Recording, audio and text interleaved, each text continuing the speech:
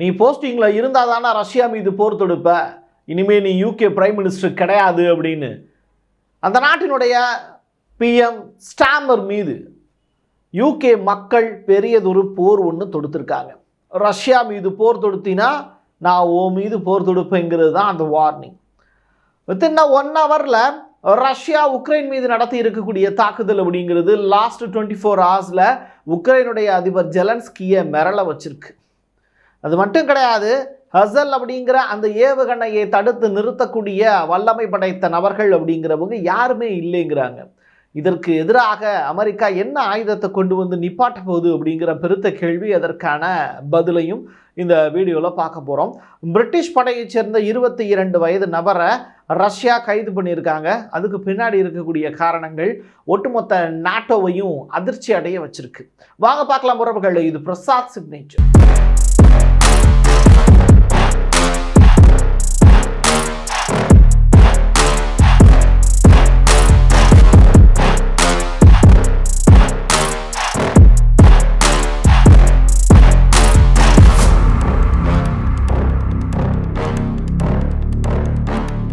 இப்போ பிரான்ஸும் உக்ரைனுக்கு உதவி செய்கிறதுக்கு தயார் அப்படிங்கிற கிரீன் சிக்னலை கொடுத்துருக்காங்க. அதோடு சேர்த்து எங்களுடைய லாங் ரேஞ்ச் மிசைல்ஸ் எல்லாத்தையும் நீங்கள் பயன்படுத்திக்கலாம் அப்படின்னு பிரான்ஸினுடைய மேக்ரான் அந்த அறிவிப்பை ஜெலன்ஸ்கிக்கு சலுகையாக கொடுத்துருக்காரு. இதனால் ஜெலன்ஸ்கி குஷியாகிறாரு. பட் ரஷ்யாவினுடைய மிக முக்கியமான நபர் மரியா அவர்கள் சொல்லியிருக்கக்கூடிய விஷயம், இது பிரான்ஸ் உக்ரைனுக்கு வைக்கக்கூடிய ஆப்பு.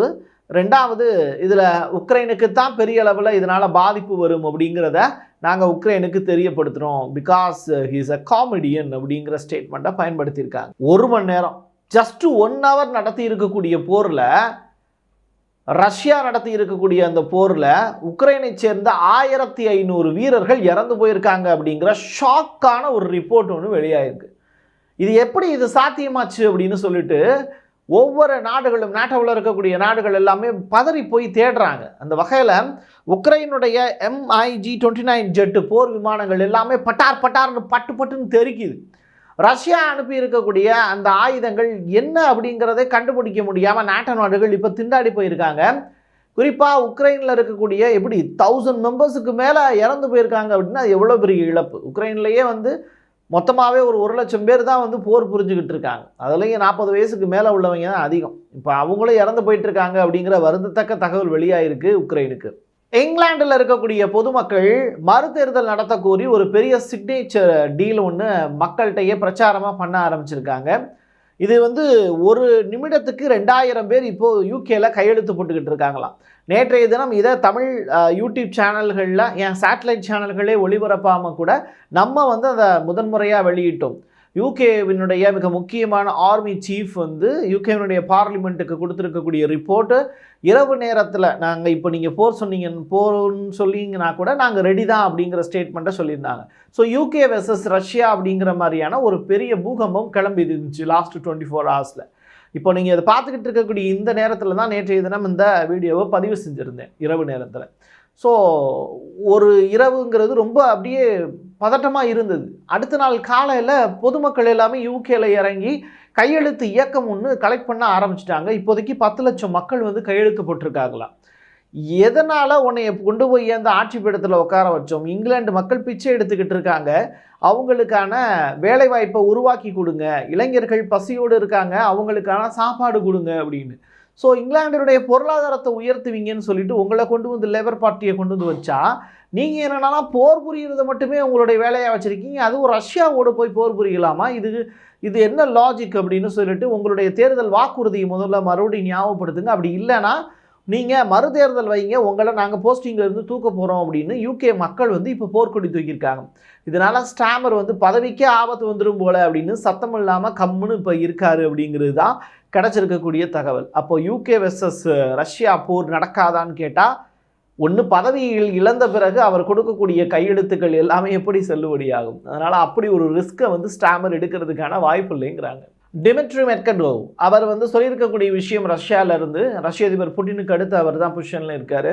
அப்படிப்பட்டவர் இந்த ஆர்சனிக் அப்படிங்கிற மிசைலை அட்டாக் பண்ணி தாக்குவதற்கான ஏர் டிஃபென்ஸ் சிஸ்டம் உலகத்தில் எந்த நாடுகள்கிட்டையும் கிடையாது, எங்களுடைய ஆயுதத்தை தடுத்து நிறுத்தக்கூடிய நபர்கள் யாருமே இல்லை அப்படிங்கிற ஸ்டேட்மெண்ட்டை பதிவு செஞ்சுருக்காரு. டாஸ் நியூஸ் ஏஜென்சி ஒரு ரிப்போர்ட் ஒன்று ஃபைல் பண்ணியிருந்தாங்க. ஏவுகணைக்கான தொழில்நுட்ப நிபுணர் ஒருத்தட்ட பேட்டி எடுத்திருந்தாங்க. அவர் பேர் வந்து தியோடோர் போஸ்டோல் அப்படிங்கிறது தான்.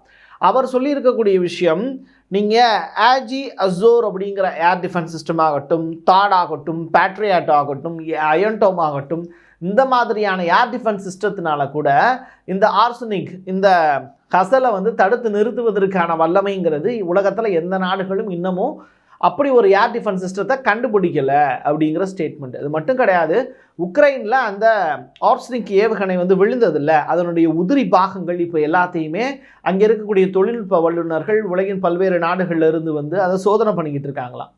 ஸோ அந்த தடயவியல் சோதனை அடிப்படையில் அது என்ன மாதிரியான மெட்டீரியல், அதை எப்படி வந்து தடுத்து நிறுத்த முடியும் இப்படிங்கிறது தொடர்பான ஆய்வுகள் இப்போ நடத்த தொடங்கியிருக்காங்க. இவங்க ஆய்வுலாம் நடத்தி அதை தடுக்கிறதுக்கான ஏர் டிஃபென்ஸ் சிஸ்டத்தை கண்டுபிடிக்கிறதுக்குள்ள உக்ரைன் அப்படிங்கிற நாட்டை முழுவதுமாக ரஷ்யா கைப்பற்றி விடும் போலையே. சரி, ரஷ்யா கிட்ட என்ன மாதிரியான மேலும் பல்வேறு சீக்ரெட்டான மிசைல்ஸ் இருக்குது, ஏர் டிஃபென்ஸ் சிஸ்டம் இருக்குது அப்படிங்கிறதெல்லாம் தேடி பார்க்கும்போது ரொம்ப ஷாக்காக இருந்தது. நீங்கள் S-300 S-400 அப்படிங்கிறதெல்லாம் கேள்விப்பட்டிருப்பீங்க. ஈரானுக்கு கூட S-400 கொடுத்துருக்காங்க ரஷ்யா.